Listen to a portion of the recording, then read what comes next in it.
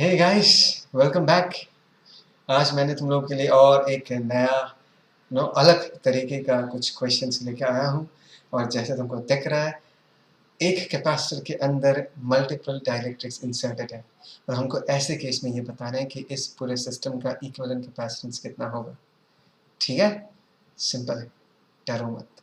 Let's start. As you can see, यहाँ पर एक कैपेसिटर है और इसके अंदर हमने दो डाइलेक्ट्रिक्स डाल के रखा है। एक का डाइलेक्ट्रिक कांस्टेंट K1 दिया हुआ, दूसरे का डाइलेक्ट्रिक कांस्टेंट K2 दिया हुआ। और मुझे इसका इक्विवेलेंट कैपेसिटेंस पूछा गया है। लेट अस से इसके प्लेट एरिया को मैं A मानता हूँ and separation between the plates in this case, ये जो सेपरेशन इसको मैं D मान लेता हूँ। ठीक है ना। नाउ माय पॉइंट इज, मुझे अगर ये पिक्चर दिख रहा है तो इसमें मुझे एक कैपेसिटर नहीं दिख रहा, मुझे दो कैपेसिटर्स दिख रहा है। मैं इस पूरे पिक्चर को, ये जो पूरा अरेंजमेंट है, इसको मैं तोड़ के दो कैपेसिटर्स में ड्रॉ कर सकता हूँ। वन कंटेनिंग K1 वाला dielectric and the other containing K2 वाला डाइलेक्ट्रिक। कैसे? ध्यान से सुनना। मैं क्या करूँगा, ये जो बीच वाला बाउंड्री रीजन है ना, इसमें एक प्लेट इंट्रोड्यूस करूँगा और एक प्लेट इंट्रोड्यूस करूँगा इस तरफ, मतलब बाउंड्री वाले रीजन में। ये जो ग्रीन वाला प्लेट है वो ऊपर वाले प्लेट के साथ पेयर करके एक कैपेसिटर बनाएगा, और ये जो ब्लू वाला प्लेट है वो नीचे वाले ब्लैक वाले प्लेट के साथ पेयर करके और एक कैपेसिटर बनाएगा। Something like this. मैंने अच्छे से डायग्राम बना के रखा है, दिख रहा है? ये ऊपर वाला कैपेसिटर जो कि K1 को कंटेन कर रहा है, और ये नीचे वाला कैपेसिटर जो कि K2 को कंटेन कर रहा है। Is that clear? Now the next question you can ask me is that, sir आपने जो बीच में ये प्लेट इंट्रोड्यूस किया, क्या इससे ये एक्चुअल प्रॉब्लम बदल नहीं जाएगा? नहीं, ये जो मैंने प्लेट इंट्रोड्यूस किया, इससे ये जो एक्चुअल सिचुएशन है वो चेंज नहीं होगा। और इसका जवाब तुम भी आराम से दे सकते हो। ध्यान से देखो, basically we are talking about this plate, right? ये वाला प्लेट और ये वाला प्लेट, ये दोनों प्लेट्स तो एक्चुअली क्वेश्चन में थे ही नहीं, हमने इंट्रोड्यूस किया, right? Is that clear? So my point is, देखो इस प्लेट में जितना चार्ज होगा इस प्लेट में उतना ही चार्ज होगा, पर with opposite sign, because they are isolated plates basically. तो अगर मैं इन दोनों प्लेट्स को कंबाइन कर दूं तो एक दूसरे के चार्जेस को ये कैंसल आउट कर देगा और ये प्लेट इनविजिबल हो जाएगा, गायब हो जाएगा। सो इस प्लेट को हम आराम से रिड्यूस कर सकते हैं, ये हमारे एक्चुअल सिचुएशन को अफेक्ट नहीं करेगा। Is that clear? And then it's very damn simple question, right? Because there are two, let us say this is terminal A, let us say this is terminal B। मुझे इस system का equivalent capacitance पूछा गया है। let us say इसका capacitance का value C1 लिखता हूँ, इसका कैपेसिटेंस का वैल्यू C2 लिखता हूँ। कैन यू से C1 का वैल्यू कितना होगा? चलो हेल्प मी आउट। C1 का वैल्यू कितना होगा? इसका एरिया तो यही होगा, A into epsilon naught pi। ये डिस्टेंस कितना होगा? मैं लिखता हूँ this distance in this case is, ये मैंने आधा आधा में डिवाइड कर दिया ना, तो ये डिस्टेंस कितना होगा भाई साहब? This is d/2। और ये डिस्टेंस भी कितना होगा? This is d/2। तो यहाँ पर d/2 लिख दूंगा, लेकिन हमको पता है कि डाइलेक्ट्रिक इंसर्टेड है, so capacitance will be increase by k times. यहाँ पर कितना आएगा? This is K1। सिमिलरली अगर मैं C2 लिखना चाहूँ तो क्या लिखूंगा? This is A into epsilon naught divided by separation between the plates. एक minute, separation between the plates in this case क्या होगा? d/2, एक 2 ऊपर आ जाएगा, और इसका जो कैपेसिटेंस है it will be increased by K2 times. Is that clear? So these are the capacitance. Okay, fine. तो अगर मुझे इस सिस्टम के इक्विवेलेंट कैपेसिटेंस निकालना है, they are basically in क्या? they are basically in series। तो हमको पता है C1 into C2 divided by C1 plus C2। अच्छा, मैं थोड़ा सा सिंप्लीफाई कर देता हूँ। इसको मैं K1 into C लिख देता हूँ, इसको मैं K2 into C लिख देता हूँ। जस्ट कैलकुलेशन आसान होगा, बिकॉज ये वाला जो टर्म है ये दोनों में सेम है। तो अगर मुझे इस एक्सप्रेशन का, इस अरेंजमेंट का इक्विवेलेंट कैपेसिटेंस निकालना है, तो हम क्या लिखेंगे? C1 into C2 divided by, हम क्या लिख सकते हैं? C1 plus C2। Is that clear? Okay, तो C1 into C2 क्या आएगा? K1 into K2 C square, that is K1 into K2 C square। come on, help me out। और नीचे क्या आएगा? नीचे आएगा C1 plus C2, दोनों का ऐड करूंगा तो क्या आएगा? C कॉमन, और यहाँ पर क्या आ जाएगा? This is K1 plus K2। तुम समझ पा रहे हो ना? ये C स्क्वायर को मार देगा, तो यहाँ पर फाइनली क्या आएगा? This is K1 into K2 divided by K1 plus K2। And ये जो C है, C की जगह हम लोग क्या लिख सकते हैं? 2 times of A into epsilon naught by D, that is 2 times of A into epsilon naught by D। थोड़ा जगह का कमी हो गया, बट आई होप सो तुमको ये समझ में आया। This is how we solve this problem. Is that clear? पक्का? ओके। ये जो नेक्स्ट वाला प्रॉब्लम है ये भी एग्जैक्टली सेम है, बस 3 डायरेक्ट्रिक्स इंसर्ट किया गया है। ये मैं करूँगा नहीं, है तुम लोगों के लिए है, तुम आराम से करना। तो हम क्या कर सकते हैं, सेम टेक्निक इस बाउंड्री में हम प्लेट्स इंट्रोड्यूस कर देंगे। देखो यहाँ प्लेट इंट्रोड्यूस किया, यहाँ प्लेट इंट्रोड्यूस किया, और इसको इंट्रोड्यूस करने से कोई फ़र्क नहीं पड़ेगा, बिकॉज इनको अगर हम कंबाइन करेंगे तो चार्जेस फिर से क्या हो जाएगा, zero, they will vanish. So basically there are 3 capacitors in series, right. किसी भी दो प्लेट्स के बीच के डिस्टेंस को हम क्या लिख सकते हैं, d/3 in this case, right. And हम इसी तरीके से आगे प्रोसीड करेंगे। कर पाओगे ना अच्छे से, पक्का? ओके ओके, ये वाला खुद से करना है अच्छे से, सेम है एग्जैक्टली। हम आगे बढ़ते हैं, इस वाले क्वेश्चन में बढ़ते हैं। ये बढ़िया क्वेश्चन है, इसमें बहुत कुछ है जो कि हम लोग डिस्कस कर सकते हैं। तो इस वाले क्वेश्चन में थोड़ा सा फोकस करते हैं, ठीक है ना। इसको मैं थोड़ा सा यहाँ लेके जाता हूँ। Let's talk about this in this case. Okay, ठीक है। तो देखो यहाँ पर क्या सीन है, एक ही कैपेसिटर, दो डायरेक्ट्रिक्स को डाला, लेकिन इस बार हमने थोड़ा अलग तरीके से डाला है। फाइन। तो इस बार भी हम क्या करेंगे, इस पर्टिकुलर सिंगल कैपेसिटर को दो कैपेसिटर्स में तोड़ेंगे, जैसे कि यहाँ पर दिख रहा है। ये वाला हाफ इज कंटेनिंग K1 वाला डायरेक्ट्रिक, एंड ये वाला हाफ इज कंटेनिंग K2 वाला डायरेक्ट्रिक। And if you see this division properly, मैंने इस प्लेट को और इस प्लेट को कनेक्ट करके रखा। मतलब ये जो प्लेट है, ये जो प्लेट है और ये जो प्लेट है, बेसिकली दोनों प्लेट्स को हमने क्या किया, कनेक्ट करके रखा। ऐसा क्यों? बिकॉज ध्यान से देखो, ये एंड ये तो हमने अलग अलग करके बनाया है। ये दोनों प्लेट्स तो एक्चुअली एक ही प्लेट है भाई साहब, और एक ही प्लेट का पोटेंशियल क्या होगा, सेम ही होगा। दैट इज द रीजन इस प्लेट को हमने इसके साथ कनेक्ट करके रखा। सिमिलरली ये जो दो प्लेट्स को हमने अलग अलग करके बनाया, इन दोनों प्लेट्स को हमने अलग अलग करके कनेक्ट करके रखा। दैट इज द रीजन ये दोनों कैपेसिटर्स क्या है, पैरेलल में है, राइट। बिकॉज दोनों के अक्रॉस का जो पोटेंशियल डिफरेंस आएगा, ए बी ही आएगा, बिकॉज टर्मिनल्स हमने ए और बी मान के रखे, ठीक है ना। ऐसे केस में ध्यान से देखो, अगर मुझे इसका कैपेसिटेंस, इस वाले का कैपेसिटेंस बताना, तो वो कितना होगा, this is C1, that is equal to area कितना होगा, that is A/2 into epsilon naught by d, ठीक है। d is the distance between the plates, वो तो चेंज नहीं होगा, वो तो d ही रहेगा, इसको लेकर टेंशन नहीं है। लेकिन इसका कैपेसिटेंस K1 टाइम्स इंक्रीज हो जाएगा। सिमिलरली अगर मुझे C2 का वैल्यू चाहिए, इसका एरिया भी क्या होगा, that is basically A/2 into epsilon naught by d into क्या हो जाएगा, K2। इसको अगर थोड़ा सा सिंप्लीफाई करके लिखें तो मैं इसको K1 इंटू सी लिख दूंगा, एंड इसको मैं क्या लिख दूंगा, that is basically K2 into C, and we know just to make it simple. तो इस सिस्टम का इक्विवेलेंट कैपेसिटेंस क्या होगा, सिंपली हमको दोनों को क्या करना है, ऐड कर देना है। अगर हम ऐड कर देंगे C1 प्लस C2, तो C कॉमन आ जाएगा, तो अंदर बचेगा K1 प्लस K2, और C जो बाहर कॉमन बचा, उसके जगह हम लोग ये लिख सकते हैं, that is A into epsilon naught by 2d, A into epsilon naught by 2d. So this is the equivalent capacitance of the system. Simple था ना, बढ़िया है ना। okay.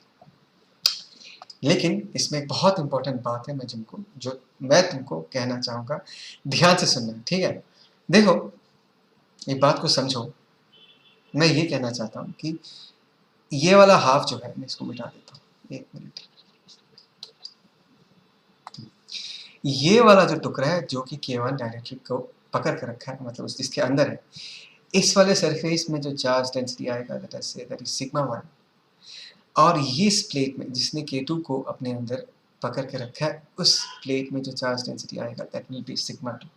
That the charge densities, मतलब यहाँ पर सिग्मा 1 और यहाँ पर सिग्मा 2, मैं ये कह रहा हूँ कि दोनों उसी प्लेट में अलग अलग जगह अलग अलग चार्ज डेंसिटी आएगी। Now the next question is कि सर आप ये कैसे कह पा रहे हो। मैं अच्छे से समझा दूंगा, तुमको भी आराम से समझ में आ जाएगा। मैं ट्राई टू अंडरस्टैंड। मैंने सिग्मा 1 सिग्मा 2 लिया। We all know that this two capacitors are in parallel. Parallel का मतलब है कि इसके अक्रॉस अगर पोटेंशियल डिफरेंस V है, तो इन दोनों प्लेट्स के अक्रॉस भी पोटेंशियल डिफरेंस क्या होगा, V ही होगा। ओके, तो अगर फर्स्ट केस में मैं V लिखना चाहूँ, मैं क्या लिखूंगा, E into D. Is that clear? Similarly अगर सेकंड केस में मैं पोटेंशियल डिफरेंस लिखना चाहूँगा, उसको भी मैं E इंटू डी लिखूंगा, electric field into D. Is that clear? एक बात बताओ, पहले वाले केस में, इस वाले केस में, कैन यू से what will be the value of electric field? Charge density sigma 1 है, तो इलेक्ट्रिक फील्ड कितना होगा, sigma 1 pi epsilon not. Is that clear? This is ऑलवे right. पर अगर इसको लिखोगे तो गलत हो जाएगा, because this is a capacitor which is completely filled with a dielectric, and in the presence of a dielectric the electric field is reduced by k times। तो तुमको यहाँ पर एक K1 भी लिखना पड़ेगा, इंटू डी हमने लिख दिया, दिस इज पोटेंशियल डिफरेंस। अगर मैं इस वाले प्लेट के केस में देखो, potential difference that is V equal to, यहाँ पर चार्ज डेंसिटी कितना, that is sigma 2 divided by epsilon naught, but ये भी K2 टाइम से डिक्रीज हो जाएगा. This is basically electric field sigma by epsilon naught into D. ठीक है. अभी ध्यान से देखो, अगर तुमको ऐसा लग रहा है, अगर तुमको ऐसा लग रहा है कि ये जो चार्ज डेंसिटीज है दे कैन बी सेम, तो एक बार ये सोच के देखो कि अगर सिग्मा 1 सिग्मा 2 सेम हो गया, अगर सिग्मा 1 सिग्मा 2 सेम हो गया, मतलब if this is also sigma, this is also sigma, is it possible कि ये वाला एक्सप्रेशन एंड ये वाला एक्सप्रेशन कभी भी सेम हो सकते हैं? Is it possible that this two expressions can ever be same? Because नीचे का जो डिनोमिनेटर है K1 K2 वो तो अलग अलग है, so it is never possible for this two expressions to be same. Because देखो दोनों पोटेंशियल डिफरेंस एक्सप्रेस कर रहे हैं, इसका मतलब है कि V जो भी आ रहा है it has to be same, because इसका भी पोटेंशियल डिफरेंस V है पहले वाले का, दूसरे वाले प्लेट्स के क्रॉस भी पोटेंशियल डिफरेंस V ही है. तो अगर K1 K2 अलग है तो सिग्मा 1 सिग्मा 2 को भी अलग होना पड़ेगा, तब जाके V सेम आ सकता है. दैट इज द रीजन मैं ये कह रहा हूँ कि इस प्लेट में अलग चार्ज डेंसिटी आएगा, इस प्लेट में अलग चार्ज डेंसिटी आएगा. Is that clear? समझ में आया? इसको अच्छे से पॉज करो, जो मैंने कहा उसको अच्छे से लिख के रखना, बिकॉज ये छोटे छोटे पॉइंट्स ही जाके फाइनली एग्जाम में जाके डिफरेंस क्रिएट करेंगे. Is that clear? Fine, pause करो और इसको लिखो.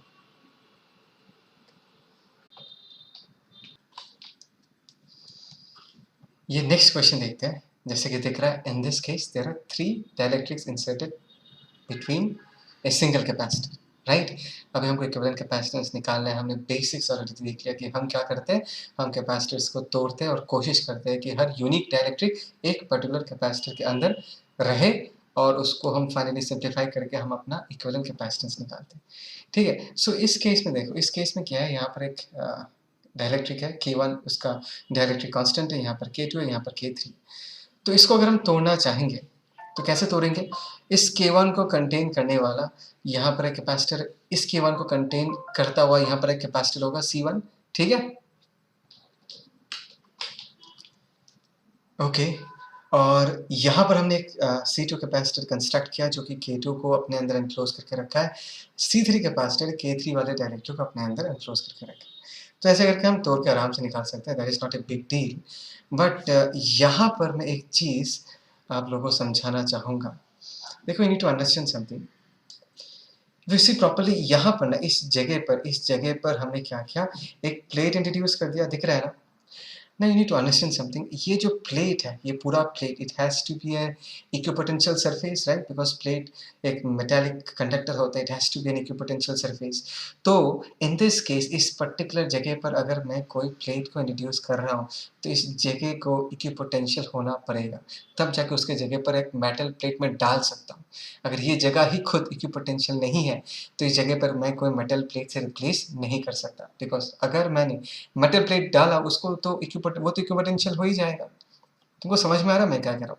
जैसे कि ध्यान से देखो, मैंने तुमको लास्ट प्रॉब्लम में ही दिखाया था कि इस वाले रीजन में जो चार्ज डेंसिटी आएगा वो अलग आएगा, दैट इज सिग्मा 1, और इस जगह पर जो चार्ज डेंसिटी आएगा वो अलग आएगा, that is sigma 2. Is that clear? Now अगर मैं इस पर्टिकुलर लाइन के बारे में डिस्कस करूं, यहाँ से यहाँ तक इलेक्ट्रिक फील्ड कितना काम कर लेगा, ध्यान से देखो. This is sigma 2 divided by K2 into epsilon not, because अगर इस पर्टिकुलर डायरेक्ट्रिक के थ्रू इलेक्ट्रिक फील्ड पास करेगा, it will be reduced by K2 times into D1. ये डिस्टेंस है D1. यहाँ से यहाँ, यहाँ से यहाँ, यहाँ से यहाँ, यहाँ से यहाँ, कहीं से भी स्टार्ट करके अगर इस जगह तक आओगे, तुम्हारा वर्क डन क्या आ रहा है, सेम आ रहा है. इसका मतलब है कि ये पर्टिकुलर लाइन पे जो पोटेंशियल होगा, it will be same everywhere, it will be an equipotential line. That means इस पर्टिकुलर जगह पर मैं एक मेटल प्लेट इंट्रोड्यूस कर सकता हूँ, बिकॉज ये इक्विपोटेंशियल है. मेटल प्लेट लाने का मतलब है कि उस जगह को इक्विपोटेंशियल होना पड़ेगा. Is that clear? समझ में आया? इन चीज़ों का बहुत ध्यान रखना, बिकॉज इस पर्टिकुलर आइडिया पे ऑलरेडी JEE एडवांस ने अटैक किया है, क्वेश्चन दिया है. नेक्स्ट लास्ट जो क्वेश्चन है उसी में मैं उस क्वेश्चन को डिस्कस करूँगा. ठीक है. फिलहाल अभी समझा कर रखा हूँ मैं, इसको कैसे देखना पड़ता है. ये तो एकदम सिंपल है. अभी इन दिस केस अभी जस्ट इसको सॉल्व करते हैं. C1 की जगह हम लोग क्या लिख सकते हैं, लेट अस से C1 की जगह एरिया इन दिस केस क्या है, that is A1 into epsilon naught, and what is the distance between them, and the distance between the plates in this case is equal to what, this is D1 plus D2. Is that clear? C2 का value कितना होगा, come on help me out. C2 मतलब ये वाला capacitance, और इसका value कितना होगा, that is K2 अरे भाई साहब, यहाँ पर K1 देना भूल गया मैं, यहाँ पर K1 लिख देना है। दिस इज K2 और इसका एरिया कितना है, this is A2 into epsilon naught by distance between the plates, in this case कितना हो जाएगा D1।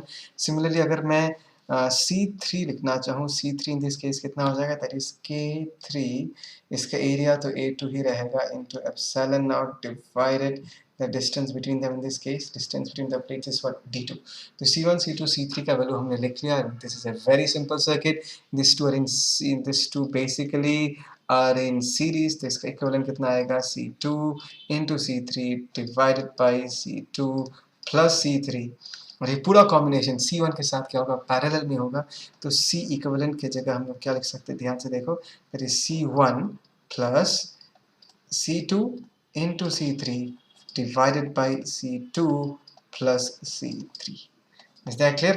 This is equivalent capacitance। ये वैल्यूज तुम लोग पुट कर लेना, मैं जस्ट पुट नहीं करूँगा, it will take time, but I hope तुमको समझ में आएगा ये क्वेश्चन। ठीक है, पक्का?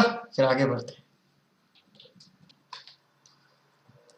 ये वाला जो क्वेश्चन है ये बहुत ज़बरदस्त क्वेश्चन है, ये ऑलरेडी जे एडवांस में आ चुका है, और एक्चुअली इसमें बहुत लोगों ने गलती किस लिए किया है वो समझाऊंगा सबसे पहले, उसके बाद जो एक्चुअल तरीका है वो दिखाऊंगा।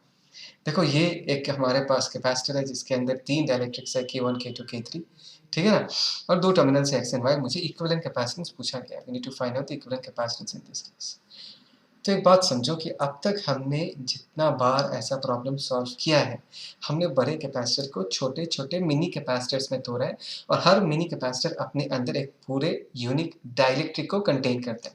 जैसे कि अगर मुझे इस पर्टिकुलर कैपेसिटर को तोड़ के मिनी कैपेसिटर्स बनाना है, एक मिनी कैपेसिटर K1 को कंटेन करेगा, एक मिनी कैपेसिटर K2 को कंटेन करेगा, एक मिनी कैपेसिटर K3 को कंटेन करेगा। ऐसा ही हम करते आए हैं अब तक। लास्ट प्रीवियस प्रॉब्लम में मैंने सिर्फ इक्विपोटेंशियल लाइन के बारे में थोड़ा बोला है तुमको, लेकिन उसके पहले अगर जितना भी प्रॉब्लम्स तुम देखोगे, हमने हमेशा ऐसा ही किया है। हर मिनी कैपेसिटर एक पूरे यूनिक डाइलेक्ट्रिक को अपने अंदर कंटेन करता है, कुछ ऐसा। नाउ अगर मैंने ऐसे करके कंटेन किया है, देखो यहाँ पर K1 है, यहाँ पर K2, यहाँ पर K3, यूनिकली कंटेन कर रहा है हर एक डाइलेक्ट्रिक को। क्या ये सही तरीका है इस कैपेसिटर को तोड़ने का? इसका जवाब देखते हैं, ठीक है। The first thing that you need to understand, जो मैंने तुमको समझाया है, देखो इस दिख रहा है ये स्क्रीन में, ये जगह जो है, इस जगह पर मैंने पूरा एक प्लेट इंट्रोड्यूस कर दिया। दिख रहा है ये प्लेट, पूरा एक प्लेट इंट्रोड्यूस कर दिया, देखो ये दूसरा प्लेट है and they are basically connected. तो अगर ये जो बीच वाला बाउंड्री है, ये जो बाउंड्री है, यहाँ पर अगर मैंने पूरा एक प्लेट इंट्रोड्यूस कर दिया, इसका मतलब इस पूरे बाउंड्री को क्या होना पड़ेगा, इक्विपोटेंशियल होना पड़ेगा। देखो ये पूरा हमने प्लेट इंट्रोड्यूस कर दिया, दैट मीन्स प्लेट का मतलब क्या है, it's metallic, it has to be equipotential. तो इस this line has to be equipotential, तब जाके हम इसके जगह पर एक प्लेट इंट्रोड्यूस कर सकते। But my question is this line actually an equipotential line? Let's first check. मैंने इस पिक्चर को फिर से यहाँ पर बनाया, एंड वी ऑल नो यहाँ पर K1 है, यहाँ पर K2 है, डेफिनेटली इस सरफेस पर अलग चार्ज डेंसिटी आएगा, इस सरफेस पर अलग चार्ज डेंसिटी आएगा। मैंने यहाँ पर सिग्मा डैश दिया, यहाँ पर सिग्मा दिया, और मुझे पता कि facing surfaces will always have equal and opposite charge. तो यहाँ पर सिग्मा डैश है तो यहाँ पर माइनस सिग्मा डैश होगा, और यहाँ पर सिग्मा होगा तो यहाँ पर क्या होगा, माइनस सिग्मा, ठीक है ना। अभी मैं इस प्लेट से इस पर्टिकुलर डॉटेड लाइन, ये जो बाउंड्री है, यहाँ तक जाऊँगा, और ये देखूंगा कि इलेक्ट्रिक फील्ड ने इस प्रोसेस में कितना काम किया है, बिकॉज इलेक्ट्रिक फील्ड का वर्क डन ही पोटेंशियल डिफरेंस होता है।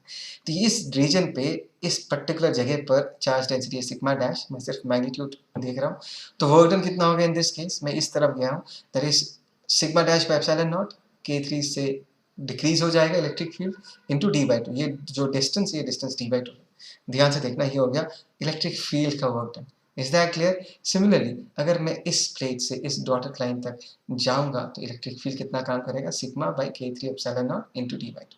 Is that clear? Now my question is, क्या ये वाला वर्क डन और ये वाला वर्क डन सेम है? सेम नहीं है। ध्यान से ये बात समझो कि दोनों केसेस में, इस केस में भी और इस केस में भी, we are starting from this plate on, इस प्लेट से चालू कर रहे हैं, तो स्टार्टिंग पोटेंशियल तो सेम है, बट यहाँ से यहाँ तक पहुँचते पहुँचते इस रूट का वर्क डन अलग है और इस रूट का वर्क डन अलग है। इसका मतलब ये है कि ये जो लाइन है, this is not an equipotential line. Try to understand. देखो हमने इस प्लेट से चालू किया था, इस प्लेट का पोटेंशियल सेम है, लेकिन इस प्लेट से इस जगह तक, इस डॉटेड लाइन तक पहुंचने के लिए इस रूट पे अलग वर्क डन हो रहा है और इस रूट में अलग वर्क डन हो रहा है, मतलब ये जो लाइन है this is not an equipotential line, मतलब इस जगह पर मैं एक पूरा प्लेट इंट्रोड्यूस नहीं कर सकता। सो मैंने यहाँ पर लिख कर रखा है this is a wrong way to break the circuit. Is that clear? समझ में आया? बट देखो यहाँ से लेके यहाँ तक ये पूरा डॉटेड लाइन तो इक्विपोटेंशियल लाइन है, बिकॉज यहाँ से यहाँ जाओ, यहाँ से यहाँ जाओ, यहाँ से यहाँ जाओ, यहाँ से यहाँ जाओ, अमाउंट ऑफ वर्क डन क्या होगा? सेम होगा। सिमिलरली यहाँ से लेके यहाँ तक ये जो पूरा रीजन है, इस पूरे रीजन को मैं एक इक्विपोटेंशियल लाइन कह सकता हूँ, बिकॉज यहाँ से यहाँ तक, यहाँ से यहाँ तक, यहाँ से यहाँ तक, यहाँ से यहाँ तक तुम्हारा वर्क डन क्या आ रहा है? सेम ही आ रहा है। तो ये वाला भी एक इक्विपोटेंशियल, यू नो, बेसिकली मैं ये कहना चाहता हूँ कि नाम ले देता हूँ, लेट अस से ए बी वाला जो ये वाला जो लाइन है this is an equipotential line. And similarly अगर मैं यहाँ पर सी डी कहता हूँ, ये भी एक इक्विपोटेंशियल लाइन है, लेकिन ए बी वाले लाइन का पोटेंशियल अलग है, सी डी वाले लाइन का पोटेंशियल अलग है। समझ में आया?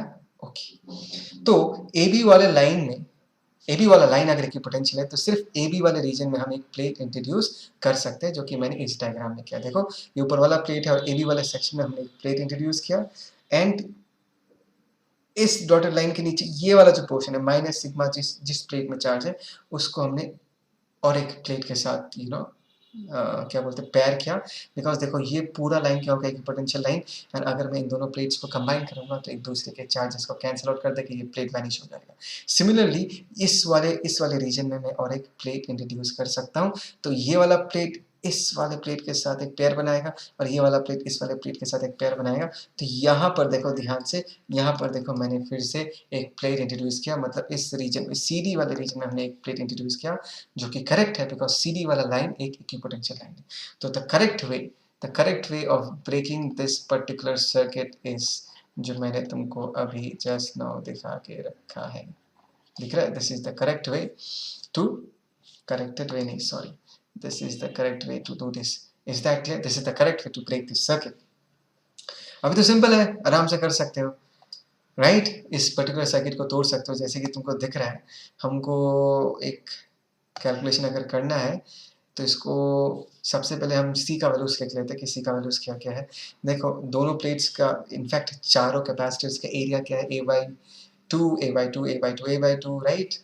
तो बिना डायरेक्ट्री का कैपेसिटेंस क्या होगा वो लिख लेते हैं। बिना डायरेक्ट्री का कैपेसिटेंस होगा A by two into epsilon naught, और ये डिस्टेंस कितना होगा? अगर टोटल डिस्टेंस डी है, ये डिस्टेंस डी बाई टू है, तो ये डिस्टेंस होगा डी बाई टू, तो ये two two basically cancel out हो जाएगा, और ये कितना होगा? This is basically A into epsilon naught by D. समझ आ रहा है मैं क्या कह रहा? Are you getting the idea? ठीक है, समझ में आया? ओके, सो सी का वैल्यू हो गया। तो इस पर्टिकुलर कैपेसिटर का कैपेसिटेंस क्या होगा? दैट इज के वन इंटू सी। इसका कितना होगा? दिस इज के टू इंटू सी। इसका कितना होगा भाई साहब? के थ्री इंटू सी। इसका कितना होगा? इसका भी के थ्री इंटू सी होगा। ये पूरा ग्रुप सीरीज में है, ये पूरा ग्रुप सीरीज में है, एंड पूरा कॉम्बिनेशन फिर पैरेलल में है। तो इस ग्रुप का ध्यान से देखना, ये जो ग्रुप है इस ग्रुप का इक्विवेलेंट कैपेसिटेंस क्या होगा? C1, करेक्ट, इंटू C2, याद है ये सब चीज़ें, divided by C1 plus C2, that is K1 plus K3 into C। And ये वाला जो ग्रुप है इसका इक्विवेलेंट कैपेसिटेंस क्या होगा? ध्यान से देखो, this is K2 into C multiplied by K3 into C divided by क्या आ जाएगा? This is K2 plus K3 into C। ठीक है ना? और ये पूरा ग्रुप जो है दे आर इन पैरेलल। एक बार इसको सिंप्लीफाई कर देते हैं, ध्यान से देखते हैं, ये सी को मार देगा, ठीक है ना? और यहाँ पर ये सी इसको मार देगा, तो ये कितना आएगा भाई साहब? देखो this is K1 into K3 into C divided by यहाँ पर क्या आएगा? This is K1 plus K3, और यहाँ पर क्या आएगा वो देख लेते हैं। लेट से ऊपर क्या बचेगा? This is K2 into K3 into C divided by K2 plus K3. Is that clear? So what will be the equivalent capacitance in this case? चलो यहाँ पर लिख लेते हैं equivalent capacitance, बस दोनों को क्या कर देना है? ऐड कर देना, because both the arrangements are in parallel. So C equivalent in this case, come on, C equivalent in this case हम क्या लिख सकते हैं? This is K1 into K3 divided by K1 plus K3, ठीक है, plus यहाँ से मैं यहाँ लिख सकता हूँ that is K2 into K3 divided by that is K2। Okay रुको, 1 मिनट रुको, this is K,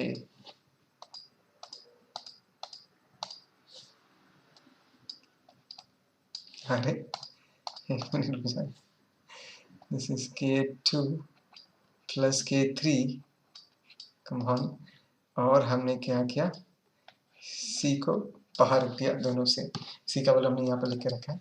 So this is how you find out the equivalent capacitance of this entire arrangement। मजा आया नहीं आया? बहुत बढ़िया क्वेश्चन है, आ चुका है। जो कि पोटेंशियल लाइन वाला कंसेप्ट समझाया था उसको अच्छे से अपने दिमाग में सेट करके रख, ठीक है? चलो बाय, डन फॉर टुडे।